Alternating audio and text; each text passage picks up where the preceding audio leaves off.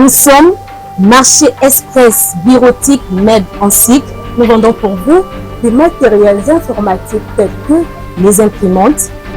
les photocopieuses, les produits consommables, les cartouches d'encre et tant d'autres.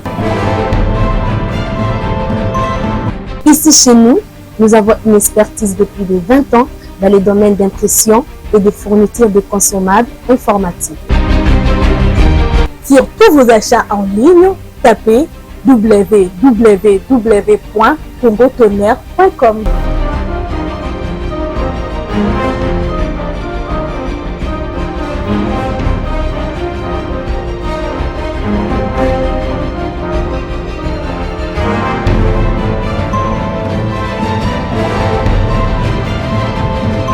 MEB, c'est vraiment un marché informatique. Commandez aujourd'hui, réceptionné dans 24 heures, stock disponible partout en République démocratique du Congo.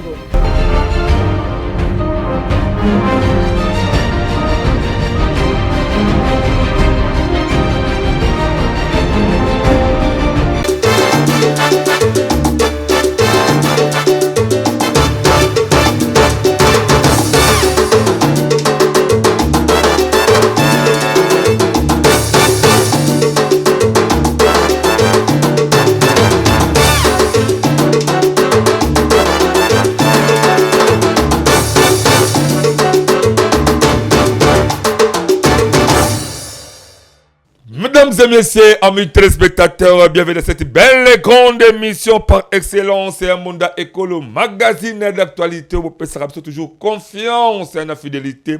Puis tout ça, notre Sabino, information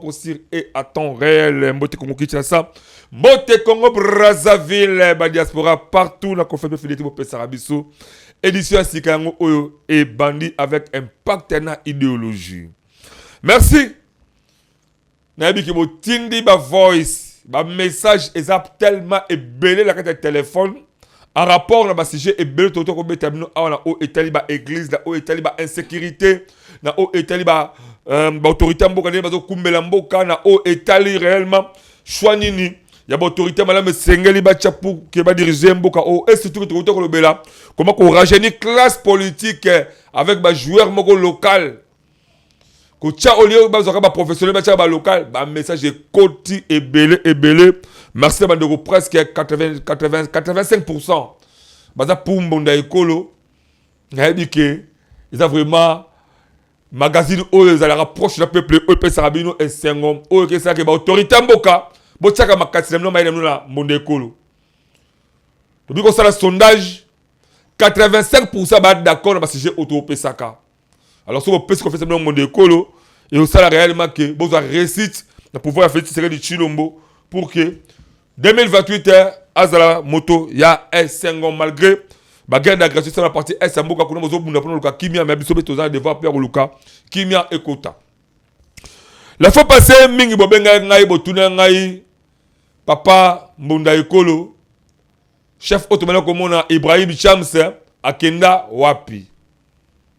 Parce que le lot de beta masona o etali spiritualité. Et ça différent na auto beta ki na bandeko o to ambaka la fois passée à beta masolo ya pouvoir ancêtre na cadre o ya ba église. Ya bana boya ba église ya minde la bito zonga ba église so bokoko vraiment auto bandaka la mo avant mundela kota na mboka oyo. Mais le lot beta masolo sikoyo ndenge nini te segeli to zo lobiko. Ndenge nini esengeli ozwa esengwa bo moina yo na nzela ya ba ancêtre na yo na nzela ya ba kokonope nani o esengeli a conduire yo na bonheur wana tellement ezali sujet moko ya makasi ozo sala ki kosaka le Congo ezo ba valeur nango o saka le peuple congolais a se retrouver la bonheur na ye esengeli to benga muto za professionnel na musala na ye neto sali tout to lukaka ye azalaka la ba voyage alaka libanda misali tamu saka libanda nde bakilo table ba libanda ba bikida bamboka mindele partout pour ko se ba congolais baza partout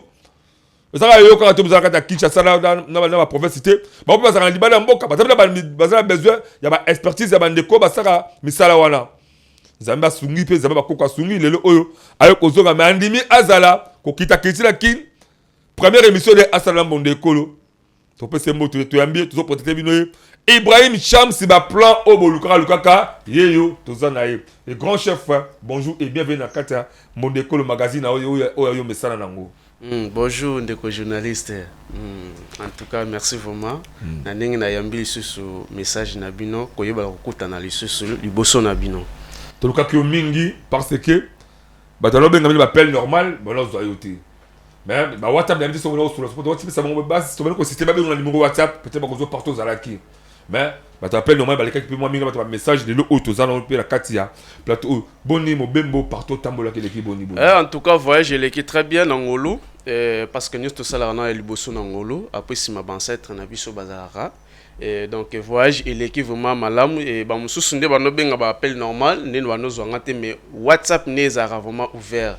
On a vraiment 24 heures sur 24 heures. Nous avons toujours en communication avec les patients. Donc, merci vraiment. Très bien. Merci beaucoup, Wana, le grand chef Ibrahim Cham, c'est autrement dit, plan à Sarah Moussane qui toko, tu es MBA parce que tu as qui est mingi po, tu es qui retrouve vraiment Ezalaka, ya mabete za toujours retour moko ya sengo. Na bande ko ba senga ba service na yi. To beta masolo e belé parce que congolais ça va problème e belé, to ba problème belé ki ndoki ko loka. Nyo so za mabé la kata mboka, o nyo so za mabé, nyo so za mabé. Dans le banal niveau ba gouvernement qui la population là c'est nyo so za mabé. Le c'est un peu la purification spirituelle ko longo la famille so mabé on est longo. Zambia ba koko ça faisait sika la pouvoir ba koko pouvoir ancestral et ça musala. Alors ça ba yi oyo na ba église ba prophète balaka mais na ba koko na sope ba ngunza balaka ba koko na sope kati et ça ba o ba lo ba makambo solo kola Ibrahim Cham autrement dit ba plan tozana les grands chefs tu aimes bien le oyo to lingi otala caméra wala congolais tout ça d'abord le problème aux alliés à partie est et à mboka au chef de l'état azoko bunda pour kimia ekota mais pendant pour une minute ni ko koloba o était ko kimia la partie est et à mboka. Neko journaliste et là qu'on a retali ça pour na makametali mboka na biso parce que aliboso za patrie quoi pour na toyeba kozwa kimia na mboka na biso et singa na conscience ya biso na no peuple congolais faut tozana bo moko tozape na liloba moko parce que mabe na biso ezara na no to changer na no maloba mutu mususu rôle ma positif ba mususu ba okenda négatif donc contradiction ezanga te entre biso de mentalité wana esinga na faut ba kolongola yango et puis deuxièmement esinga na biso ba pinga na biso ba mapinga na biso esinga sko bango faut koyeba kotalisa ba koyeba ba o bazakuna parce que infiltration eza makasi esinga na biso koyeba kotala bango na kati wana kolongola ba o ba yebi formation na ba o ba yebi formation te parce que za ba tumsu ba noma ba on nommé mais à ça la formation moko te aleka ta na grade moko ya CT ayamba moko ba PCPT ya munene et puis azu expérience na yeka juste pour na rotia poche na ye evima to famille ne libumu na ye et puis lisusu esinga ba politicien nyo so fo bazala bomoko fo bazala bomoko alors makambo nyo so tali politique ezarana no ba politicien après simatoya kala ba chef coutumier parce que ceux qui entrent bango likolo kuna ceux qui kimia ezate même biso ceux tous ezaloko la muto sambela nzambe mais azoluka musala te donc tout le temps ozo sambela mais oza peut-être na mayele te otangi bakela te ya kokomeza te ya koloba pe ezate mais ozo sambela carrément ozo musala te ozo mona et singa nini tango ozo sambela foye ba métier soit otanga makasi ozala ba papier na o mais ça lokola makamzo le kana Congo na biso tozolo batro bo moko ezate ozolanda donc c'est-à-dire ba mikonzi na biso ne faut basangana parce que bokabwana eza trop et puis simana on ba repesa ki bango basangani bazui solution moko ya malamu et puis biso pe côté toza peuple oyo toza na kati ya fort ya spiritualité ne to accompagner bango makambo na biso so to ke na ona lo sambo e ke na ngote le sambo eranjaka makamotali makambote le sambo erangera te puis biso pe ba chef coutumier erangera ngote parce que bosse c'est politique après politique so basangisi makambo na bango ya politique malamu de biso to sa nini to continuer to contribuer donc voilà un peu très bien voilà merci beaucoup obi qui a retenir trois choses o pesinga vraiment c'est comme casse première chose au chef besoin d'une conscience toto pe la fois passée l'émission makati capital conscience sans conscience ça le kamalonga te na mboka o à travers conscience vous t'aurez baqué naza réellement congolais c'est un vrai patriote ba kobattre na mboka langa à travers conscience pour développer on sumbala sima yami balé albi comme mentalité tu vas rechercher ma mentalité parce que tu chercher mentalité tu travailles ma mentalité archaïque wana et ça passe comme et que les liboso père mi ça ni unité bon mon corps merci chef. Merci réellement. Un vrai patriote, un vrai Congolais, sont aussi conscience, mentalité, unité, la réussite totale. Totalement le grand chef Ibrahim Chamse, autrement dit, plante au côté de ma Kambounaye, Boluka Kiye, Moutoboluka Ka, Yeyo, Ba Plan Aye. Chef, Congolais, ça a besoin de yo. Vraiment. Ma première belé, il n'y a pas de Congolais, pas de Congolais. Bazo mona échec ezala trop bazo sala misala ezo mona na te ba promotion misala ezo sala te ba commerce ba teka lo panga sa bezo simba te ba voyage passi ba vie amoureuse passi santé passi chance ezo simba te na ba code ya surtout là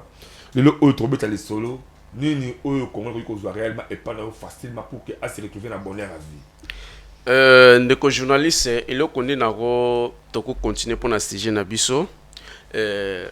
pourquoi tozo tomber na ba échec. Échec eza eloko yo ya mabe eyaka mpona konuire nyonso oyo moto asalaka. Alors échec eza na badomaine ebele na motu oyo s'investir na eloko moko boye aye kotombe na échec. Motu azoteka eloko na ye soit parce ndongo lobi wana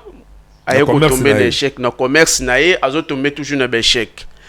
Toke na mametali ba vie amoureuse et belé pe bazo tomber échec bazo kuta na mabal na mibali ya malunga te to basi ya malunga te bazo tomber toujours na ba échec. Donc échec ezana ba domaine ba voyage au sala ba voyage par-ci par-là zo kende ba moni zo matape pe so to zo sala même ata awa na nini na mboka na biso ka o zo baluka mais ozo se retrouver te nyonso ezuaka toujours na ba échec. Or échec eza eloko yo ya mabe. Alors pour que mutu ayeba ko nini esala ke échec yeba okomela mutu to abotami azama yele asisi ba université mais échec eza nzoto na ye azo luka bala azama mukitoko échec na nzoto na ye azosaka ba voyage partout échec na nzoto na ye mutu kolonga na nzela ndenge ni. Voilà pona eloko nini oyo ekozaka échec na vie ya mutu eloko tumbaka ekozaka ba chèque na vie ya mutu ezake mutu ye moko nanu kobotama na biso toza na bakati ya ba famille toza na kati ya ba famille toza na ba famille mususu eza ya bénédiction eza na ba famille mususu toza nango ya ba malédiction. Alors mutu soki abotami na ba famille o eza ba bénédiction atombaka vraiment na ba chèque ebele te. Donc akuta na ba mikakata no vraiment ebelete donc 600% aza déjà na 60 déjà réussite ya vie na ye.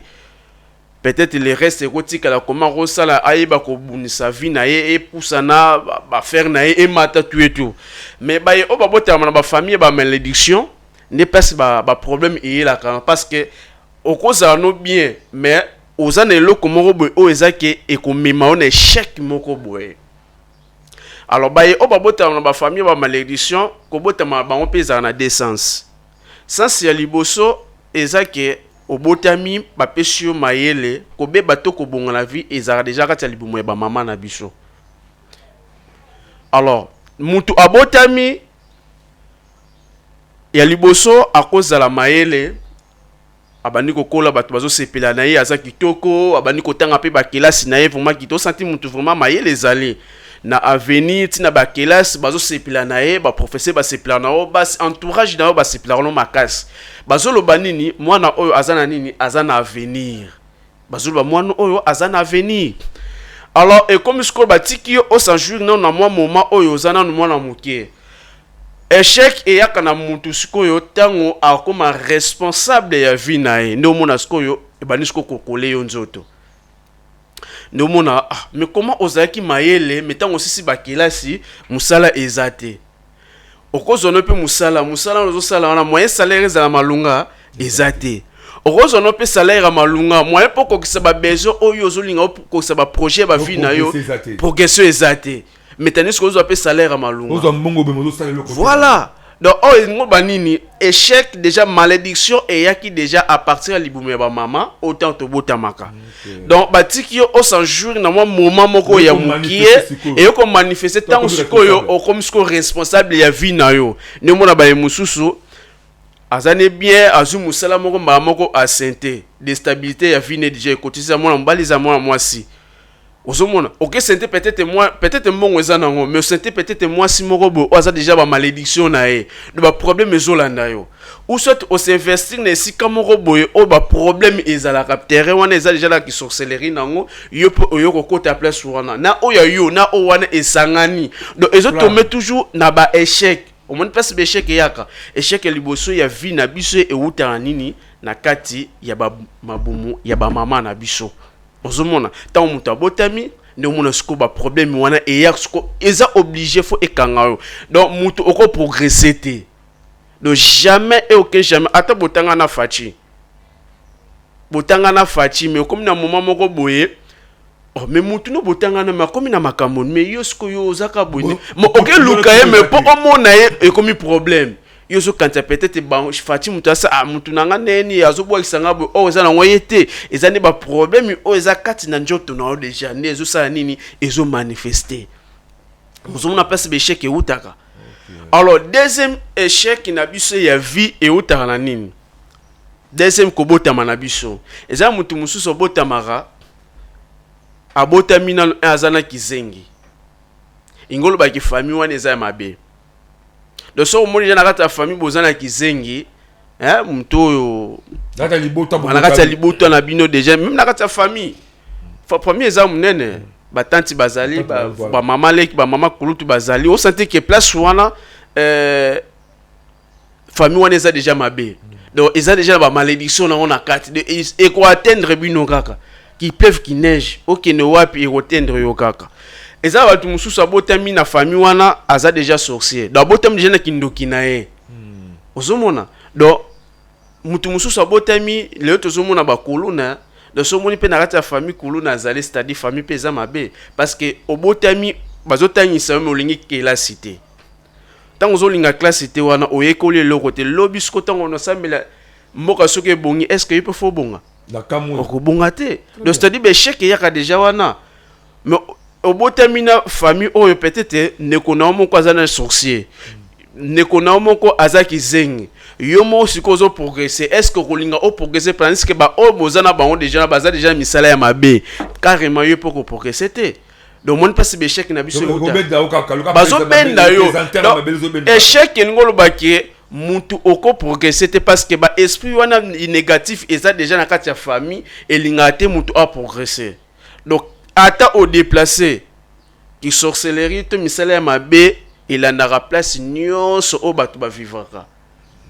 ato longo a okina mikili ya poto ekolanda yo kaka partout parce que c'est spiritualité c'est spirituel on voit que les partout on que le robala donc atteindre yo même na kati na kwa libala même ato voyager par-ci par-là wana ko kende atteindre yo parce que ça déjà négatif et ça na kati wana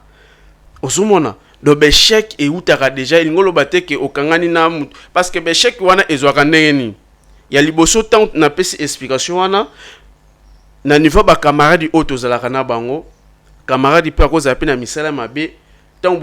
bozo collaborer na ye carrément pe akonu rio basi auto mibali auto zalaka na bango pe bayela biso ba négativité bayela biso ba mpoka poka wana eza pas parmi ba échec nous olinga osala projet moko botan osala projet oyebisi mwasi na yo to oyebisi camarade na yo na sala projet boy projet wana bango pe bazala milimo ya mabeze eza déjà kati na ye carrément ekosala nini eko affecter eloko oyo ozolinga osala do standi orotendre okomaka na ba échec. OK ça la musala est pas patron moko boye tozu par exemple yo aller de wandongo za boye peut-être ozana makamono négatif batu musala tango yami batu misala na yo carrément oko dominer ba travailleur na yo tant ozo dominer ba travailleur na yo wana ozuma te ko kangi banzela na bango ni ata bazo sala nyonso est-ce que ba se retrouver ba se retrouver te donc négatif et yaka déjà ceux qui osa déjà été déjà par rapport ya nini ya côté ya famille na yo ndomona sukoma be eyaka place wana. Donc échec ya liboso e utana na nous na kati ya famille na biso non ke utana libanda. Ozomona. Alors nde tokoyeba nini o esala ke po mutu échec ekomela ete na vie. Mais là moi c'est quoi moi OK pour plutôt ba c'est quoi la point wana. Voilà, merci beaucoup. Wow! Ah! Tala makambo ba secret yango ya vie. Secret ya vie yango zomona ke na bala na bota mais mobala yango pe na pe kitoko mobala yango lingine ngai te. To bandaki bien mais to suki mabe. Moi si on azo moi si kitoko mais a se pele sane ka ngati na kopona ki azo bala ka mais zo simba kate tabe chef de ce utaka. Nous avons que les poteaux partout. Non, que les Baba Congo. Non, que les Équateur. Nous avons 1000 sacs à Binzo. Nous avons que les partout. Mais aussi Mbakate. Nous avons le pan on a teka. Mais aussi Mbakate. Nous avons un bon rebelle. $100,000. Mon sac Makambe. Quelques minutes quand vous mon tout et qui est limouillou. Ben chèque à bout pourquoi? C'est quoi mon conseil dans par le chef? Énumérer biso d'engagement ba échec et où tu as des grandes parties de bien qui où tu as d'abord la carte ma botan la biso c'est où tu es là. Au coli malamu tant que responsable la vie na moko échec et colata yomba moko puisque les arabes déjà pourquoi ou taka nango ma camarade na ba misala partout parce que ou ta de échec quelque part et au sangana libanda et petit fusion mo ya mabe le oyo siko da pouvoir ancestral au bino bozala kanango est-ce qu'il y a possibilité de la kayako purifier mutu po ba échec ne elo mape mutu a retrouver bonheur à venir réellement. Merci beaucoup. Alors, pour nous talisa réalité wana ya koyeba comment kolongola échec na vie ya mutu. Alors, kolongola échec et belé nazo pesa explication claire pour ba bazolanda biso ba comprendre yango. Kolongola eloko lokola échec na eloko mutu azosala ezalaka nini? Ya liboso ezalaka prière te parce que ebelé ba mipesaka na prière balobaki peut-être na kilo sambo boy na kina ngomba boy na salibo yango ne ekolokola négativité oyo ezakati na ngai non yango te elongolaka parce que eloko nini oyo esalaka ke échec nazala nango eza ba force négative oyo batune bazalaka na yango na kati ya nzoto nde ezo accompagner bisika nyonso oyo kotambola to eloko nyonso oyo zo sima na maboko na yo nde eyaka nini pona sa nini eyeba ko neutraliser yango ozolanda ba force wana o ezakati na nzoto singa fo ba yeba kolongola yango alors kolongola yango engolo bateke ndenge na zaboye nzambe azanzambe parce que muto koboya nzambe azate parce que yenda keli bakoko oyo biso tozoyeba kobelela tozo sambela bakoko lokola nzambe te parce que on est comme idolâtré mais tozo sambela tozo belela bakoko pona koyeba kosunga biso na ba force oyo za na kati ya mokili oyo. Alors ce qui olingi ete obelela nzambe longolanga maye oyo za kati na ngai nzambe aza ya mawa aza ya miséricorde ayokaka akopesa mutu oyo azana misela ya mabe apesi vie mais yo ozala misela oyo kotosambela nzambe makasi mapesi yo vite donc nzambe azala pona biso nyonso. Alors pona koyeba kolongola négatif oyo ba force oyo ya mabe ezakati nzoto na biso esenga il faut force moko pe boye et ba ko imposer place wana voilà force contre force ne ekosala ete koyeba kolongola mabe wana ezawana mais ce qui est que ozobelela nzambe longolanga eloko oyo mais faut uzana secret oyo oyebi procédure na yango te c'est impossible ozomona eza loko ba pesio formulaire mo osala boy métanisme kozana bwanya wana kosala formulaire wana te est-ce que okuka examen wana muto ayebi yango patalisa yo nde kosala ngo ndo mona ka nyonso eza négatif ozo soki makambo ezo sambola ezo tambola te donc ozana ba force moko na kati ya nzoto na alors ba force wana esenga nini faut koyeba kolongola yango to pesi exemple ndenge to vivant na moi ba période auto les gars ba to jusqu'à 2018 itina se oromona ke ezala ki soki bakangi yo na l'état na biso congolais bakangi yo bakeno soit na parquet soit bakeno na siati moko boye basengi yo mbongo po babimisa yo alors soki ozana relation ya mokonzi moko boye soki obengi intervention ya mokonzi wana et ka répondre na appel na yo akolongolo ne sika na to akolongolo ne sika wana te. Donc c'est-à-dire capitaine akanyo yosko bengi major to bengi général. Est-ce que général capitaine est-ce que akoboya mibeko oyo général ako imposer yo akoboya ngote carrément so bakangaki yo soki général aye place wana awsani bamuko akobimisa yo de no monaka esingaka ne ba force oyo eza ya makasi po eba kolongola na kati wala ba même atala ba bible to mona pe que réellement que choix mutu moko zembe pa bana ko sala ezalaki ya oh mutakolo tandoto be fait la moto ako interpréter les ndoto wana ya lo tindoto moko voilà problème est na mboka patia malade zoya au moment mutu ba lep sur bla data ba mutu bibabi tozana autant d'années ezala ba maladie autant d'années ezala donc mutu mo zama benza ko choisir pour que yé abanda ko pesa ba initiative ko pesa ba directive ya banzela bo so na cadre stuko oya ba passe aux akate ka biso ba indo surtout biso ba de ba congolais bon bino bozali wana le bedo collaborer na ba ancêtre est-ce réellement mutu pour ko zo guérison tout récite de ba makamo tout ko énumérer à travers bino. Alors, biso tozana kati ya pouvoir ancestral, bokasi ya boko kona biso. Alors na bokasi ya boko kona biso eloko mon côté oyo ko semble biso difficile. Parce que mabele oyo eza bakoko nanu ba nzambe ne apesa biso yango ati ba pouvoir na ona kati. Alors na kati na yango nde toyeba kolongola nyonso oyo eza ya mabeto négatif na vie ya moto.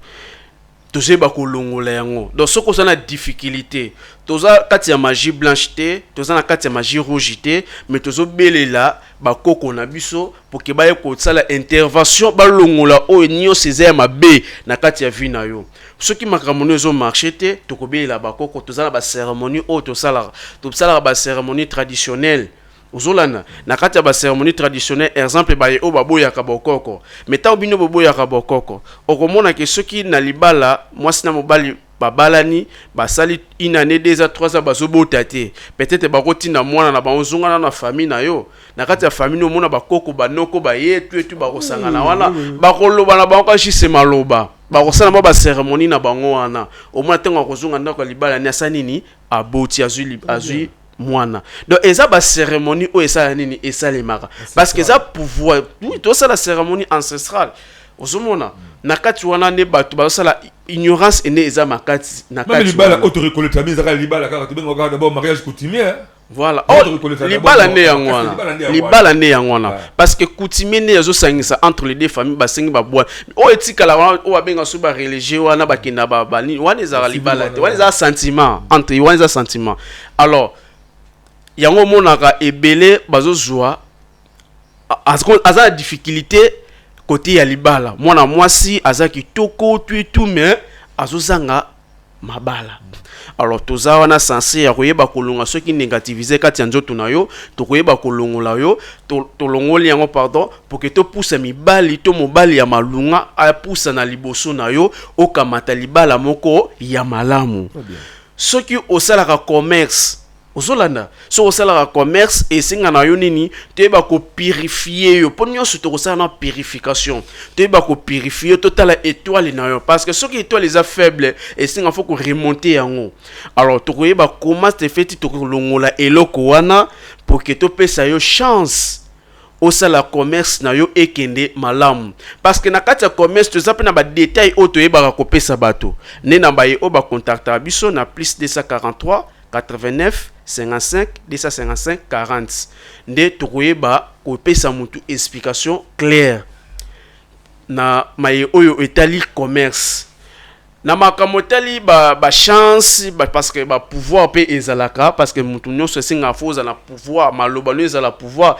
uzana poser koluka musala uzuba musuba za pose ba engagement ba musuba za pose ba promotion ba botanga mais voilà koli ba yamba kotra mundo ko ngodi nyonso wana fo ba pesa yo ba chance ozomona et ba ye ope bazuluka ma comme tali nkodia ozolanda comment c'est fait oyeba ko kamata mosolo ozolanda mo kamata mosolo ozo mbongo toyeba kosunga ngo toyeba ko pesa yo mosolo ozolanda tokopesa yo na ndenge oyo ozolingela donc tokopesa yo nyonso pe tokoyeba kolongola oyo nyonso eza mabe na nzela na yo de moni pouvoir ancestral ezana pona ko protéger bato pe na ko yeba ko avancer eloko oyo mutu azolinga asala donc toujours pe ça peut ba chance côté tali ba succès na succès côté ya art artistique aux musiciens aux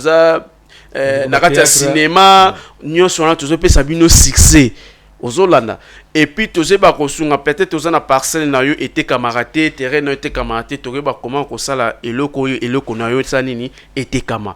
to kopesa yo mosolo ndenge yo ozolingela mais ezana batu mususu ba pousse na liboso na biso azana posa peut-être ya nkodia azana posa peut-être ba biloko porte-monnaie ba biloko nyonso batu balobaka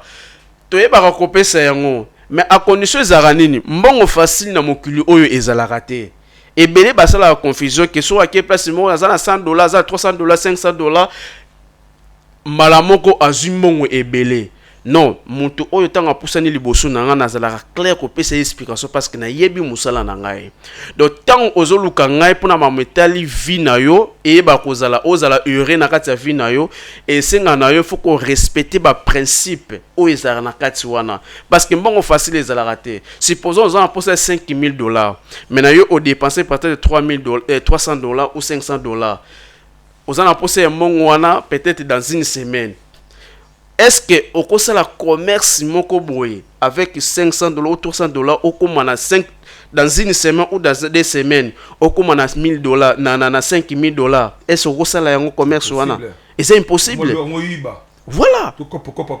Alors pourquoi est-ce que yozolinga oyana biso ozo yango na facilité donc eloko nyonso eza na principe nango à respecter yango monaka mutu tango azana mbongo sota saja à traverser na ba prévu oyo a réussi azumongo na ye tango azumongo na ye ayebi pasi oyo amoni po akamata mbongo wana donc il faut qu'on respecte ba principe oyo ezala partout au rotamla atananga été partout au rotamla il faut qu'on respecte ba principe oyo ezala na kati wana alors ndo mona tuzi ba kosunga batu ba oyo bazana posa ba promotion batu ba oyo bazana posa ya ba succès ne totolo ba wana ba oyo bazana masque de vieillesse nyonso totolo ba on ba chèque wana to ba comment ko longola yango pe oyo ba ko kamata mobile ya malamu to mwasi ya malamu ba mususu bazana posa ka juste azana posa libala te mazana posa ka mibale ba pousa na ebele epana e donc tuzi ba kosungela yango bazali même ba pasteur peut to ya marabango bazana posa juste succès église na bango to pesa bango ba pouvoir parce que na vie ça s'appelle ba pokala ba bimala na famille de deux c'est réellement ko PCP pouvoir mo to za batu auto uta ngata ba famille imaginez tant aux na premier primaire on commis na premier secondaire le to commis na 7e est-ce que okoza na idée que yo un jour aux la pasteur tozalaka nango te tozalaka nanu bato normal donc towuta kati ya bafamille tozalaka na eloko te tant tobuta tozalaka na eloko te mais tant mutu nde sikoyo akomaka responsable ya vie na ye nde babiloko nyonso wana eyelaka biso ekomelaka biso ata lelo okomi pasteur biloko wana oza na yango mais pour que yo pasteur ozala vraiment un vrai pasteur esenga fo ozala na baforce fo ozala na baforce hein si vous avez la force, tu as pasteur, tu as des démons, tu as la force, force, tu as un saint, mais tu as tout ça saint. Pécheur toujours. Tu as péché. Tu as ange moko ba okota na nzoto na c'est impossible. Alors faut que yo oza muntu isinga faut za ba force moko boye oza na kati parce que ba force pe négative ezali positif ezali. Alors faut za na ba force o eza kati ya nzoto na yo ndi yango ko sala ete opesa ba benga ranoi ba prophétie peut-être obikisa ba maladie o ba maloba moko bezo que ne réel ndi ba force wana. OK église mo ba prophétiser oui azana ba force eza Saint-Esprit te parce que mutu oyo azara na Saint-Esprit na nzoto na ifo ozalaka ba prophète en dehors ya ba prophète biso bato ya musumu ki tozana ba force mususu oyo to aplikaka donc voilà un peu petit na ngai Landry acheté ndakagi Pascal Mobimba Landry acheté petit frère propre on a dit conseil avec les principes qui nous permettre de s'émerger. Si vous allez toujours attaché avec les ancêtres, dans les élèves, les grands chefs Ibrahim Shams au plateau pour prospérer. De Mozolanda, la semaine passée, le chef a détaillé d'abord comment est-ce que Moutazoka a échec et Outakawapi. Puis à la question, n'est-ce pas échec Wana? numéro de téléphone yango tiki evandi bobe mon numéro de yangwana numéro na yangwana evandi wana bobenga ye ba question c'est belé pe ba sujet c'est belé o etali vie na biso même au Kenya kata ba église même tant ka les toujours ba guide bazalaka ba guide mais pourquoi votre robot a pouvoir na biso ba ancêtre pour ba ancêtre robot pourquoi OK les balles au bota kata tout tango bien ah bon moi c'est moi c'est bota kata to que l'église simbité azo on n'est pas la bango ozo c'est pas la bango pourquoi pour faire ba sangana c'est comme on croit c'est que ba ancêtre coutume là ko ça quelque chose pe la coutume ko sangana ba sololi o tout capable aboti ba mababe mingi to taraka ba famille parti ba coutume o to zala nango c'est que pe ka forcément pe la ba ancêtre pe ko bisi ko zala ka po et longola et puis sa lumière tant que les agi maladi na mboka bakobelela omuna mutu ba ko bima biboke la simanda ko boloko tamatiti tant que la guerre ko yabwe omuna koko mwa bimele ba on zelo ko pas la biso na oveke mais ovara pas la biso amano ngui esinge omuna mais ovara ko bimele ba on zela boki api otoke na oveke kuna ah oveke eza koto kuna akosi bango a dérouter bango chemin kote ba kende ok baba ka soso li côté bazalaka ba force wana ekenda wapi ba force wana ekenda wapi malade roya peste côté na mboka solution boneka ba koko ba force wana ekenda wapi malgré bible kota et même si vous dans zela na yango ali to kopese le oyo na ba si aso occultisme mais côté ya trop to perdre beaucoup qu'on a biso mais surtout zongi na beaucoup qu'on a biso là je vous rassure aussi à travers mutu oyo ba cette ba bimisi abike zala na comme le ben na biso Zala pour l'ensemble ça peuple le quand le grand chef coutumier Ibrahim Chams moko ya balobeli ba setre et ko permettre tout ça ba solution numéro na yango na bobenga ye ba question bele bozana yango bobenga ye même la WhatsApp komela ye même l'appel normal benga ye amane téléphone s'il faut bureau OK na bureau ne beaucoup na bureau ne bo sololi ya ça le ka ba sala ba téléphone yaka sala le téléphone TT on sont des voleurs des charlatans keni na bureau nae bokutana bosololi on ba principe ne bosali solo nae c'est ce que ba principe mais peut ko témoigner na ko souhaiter parce que depuis la bana oyambaye na zokana no mabe mo te pa na été yo mo te convoquer to bengi awa à rapport to inviter awa à rapport ba sujet minier ne oyo et donc ça pourquoi échec est à tout moment et pas la biso ba indo pas la biso ba congolais dans la dire bien c'est parce que tout ça vraiment qu'on vivre en commun accord na ba ancêtre chef to comme na souka d'accorder 2 minutes dans la population na yo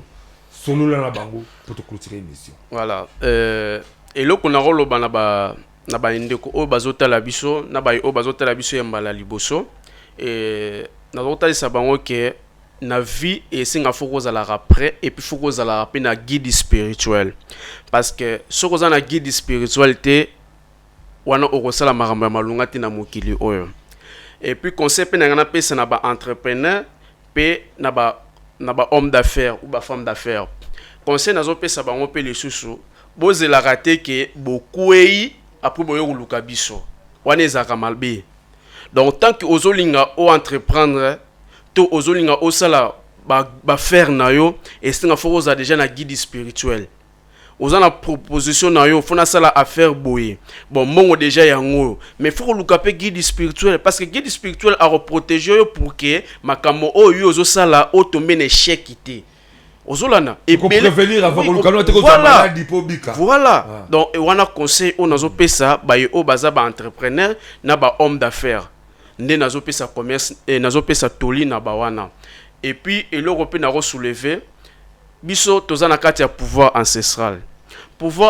na biso eza na côté positif na kati ya positif wana biso tosenga makila ya mutu te pesanga tata pesanga mama pesanga mwana makamwana awa epa na biso ezalaka te donc toye awa mpona kosunga bato noke po toya konoire lisusu bato exemple nango ya mokuse na pesa à l'époque ezalaki soki okeluka kisi ya mbongo bakosenga yo biloko te baoye biso pesa biso ka juste makazu opesi biso kana chamba esili nango metango yo kozonga na ndaku na yo ozwi mbongo ozwi bonheur mais mwana no akufi mwasi na yo akufi mama na yo akufi donc bazoli yande na sima na yo tandis que yo ozangaki koyeba mais bato bazo sila pe na kati ya ba famille nde omoni ke positif eye pona koyeba ko nini ko batela famille donc okamata mbongo na yo non ke osima makila ya famille na yo donc wana ezagi ce conseil on apesi pe na kotalisa baye oyo kokamata mbongo lo bakate fo onweri bato to oboma bato non okokamata mbongo respecter juste ba principe eza lokwa tango yo beli docteur Munganga Yebisio respecter ba principe oyo ne regarder yo mikolo ebele mais ce que respecter ba condition oyo te no omona ke oko rendre âme alors eloko na ngala lobaka juste ya ngwana na pouvoir ya bokasi ya bakoko na biso baye o bakopusa na liboso na biso na abengi ngai na plus 243 89 55 255 40 plus 243 82 250 88 44 mais akoyeba kozwa solution ya mai oyo awa kuluka epana ngai. Voilà, merci beaucoup. L'homme sans principe ou bien entreprise sur la principalité bato bakotambola bon tabac moto sekelo za la principe oyebake na melaka bière moko est-ce que la bière moto comme la 2-3 bières na kolangwa na liaka boule moi foufou tu comme il y a 5-6 boules foufou comme excès de table donc en tout cas sans principe la vie et le comme moralité tu vois pas que les grands chefs Ibrahim Chams to solide en rapport au Italie la force de la spiritualité face au quotidien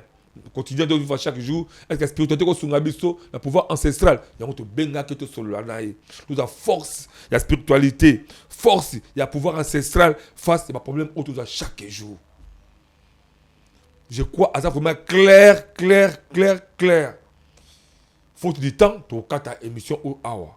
mais bah oh bah moni réellement que bah ça a besoin toujours qu'il y a ko évoluer ma casse quand on va répondre au problème aux alango bo benga chef na ba numéro na ye ou bo moni zali wana bo benga ye ko hésiter benga ye tout n'est pas question to lingi solo la na ye à répondre pour que et permettre un problème aux alango aux associés et puis là c'est pas ma carte likambo ko solo ba awa ke ko lukate maladie et atteindre yo pour que yo luka guérison mieux vaut prévenir que guérir. Merci chef. Je crois, est-ce que vous avez possible à chaque semaine ou bien 2 fois par mois, tu as un macabo, tu sur la plaine macabo, tu me rappelles que tu as capé bateau dans macabo. Ouais, et ça problème te invitation na vraiment na boya ka yangote donc c'est possible na ko ba na relega pour na ko éclairer et puis opinion na public quoi.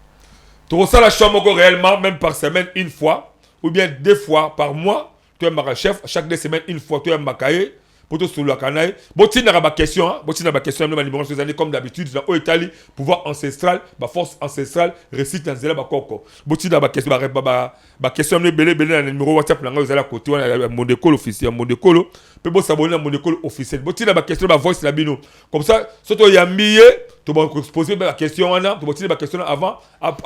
travers ces et qui a ba ko répondre na ngo. Merci non. Écrit de ma tête, c'est ma réalisation, montage, édition, mon décol, magazine d'actualité. Merci à Benjamin Kilunga, le caméraman de guerre, Aouti, mon bembo monene. Alors, il y a des retours à Yves Simi, vraiment. Ma tous vos statistiques, images qui tombent, vous allez, vous savez que Benjamin Kilunga peut se connaître par Wilfried Samba, là, dans un peu, ça va délicat spécial, la petit frère propre, Landry, acheté au Kangi Pascal, en tout cas. Conscience, mentalité zamala na bolingo pe la bomoko na ba principe ne ko permettre nyoso ezala kitoko. Continuez à s'abonner massivement à ma chaîne YouTube sur mon école officielle. Allez voir la présentation. Je vais vous retrouver prochainement dans l'édition Moussou Yassika. Jusqu'à là, restez branchés sur les restes du programme de mon école magazine d'actualité. Je vous aime beaucoup plus. Bye.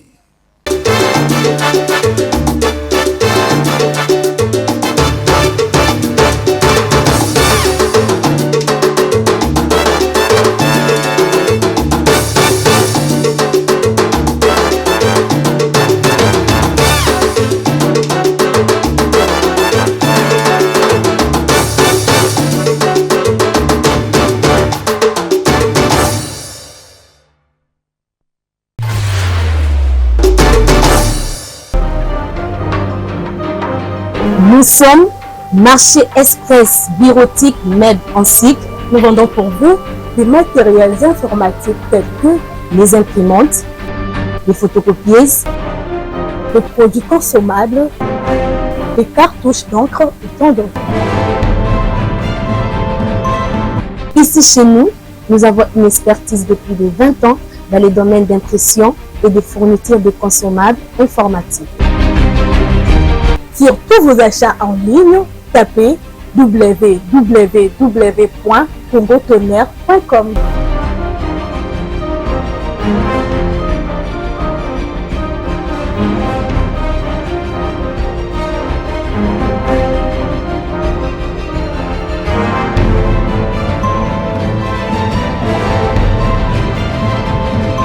MEB, c'est vraiment un marché informatique. Commandez aujourd'hui, réceptionné dans 24 heures, stock, disponible partout en République démocratique du Congo.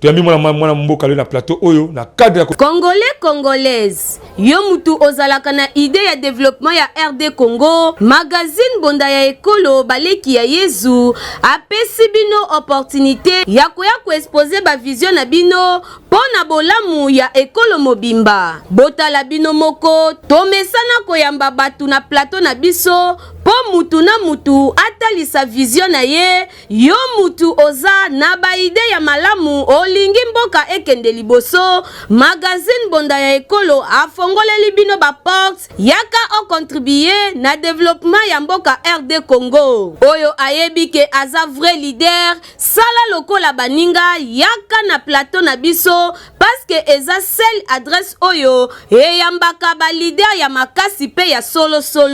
to abordaka basi nyonso lokola politique économique socio-culturel religion pena basije mosusu oyo ezo contribuer na développement ya mboka na biso ye bakoya kosaleka rapport ke topesi mutu place tel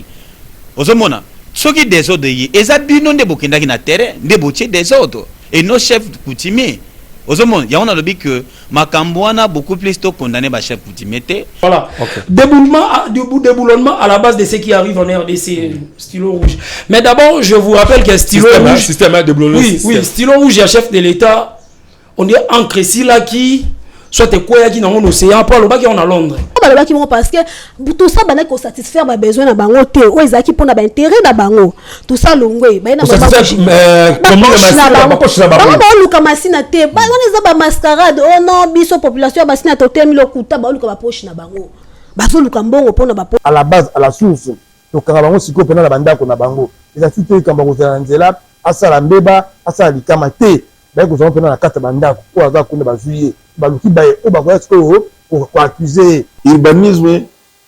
a coupé sa autorisation. Dernièrement, na solo la qui n'a chez les disons ya urbanisme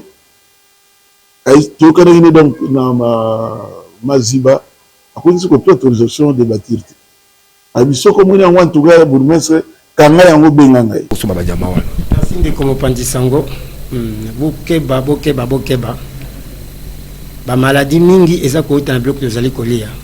Nyama o tozali kolia tukotisa na nzoto eza komemela biso bangambo ebele kuto te koloba awa bakaya ba mort naturelle eza na banyama mususu sia mikufeli yo komikata o tekeli baninga mais maladie ya ba mpox bozo monte te zo kutepa ina banyama ndenge kaka bozali komona bango pe bazali balide oyo bandimi ko participer na développement ya ba quartier commune pour que mboka ekende liboso yango biso na magazine bonda ekolo to bengi ba leader ya solo pe to beteli bango ka mbonda en tout ce qu'on a été pour la commune na bino numéro na biso zali ya mwana ya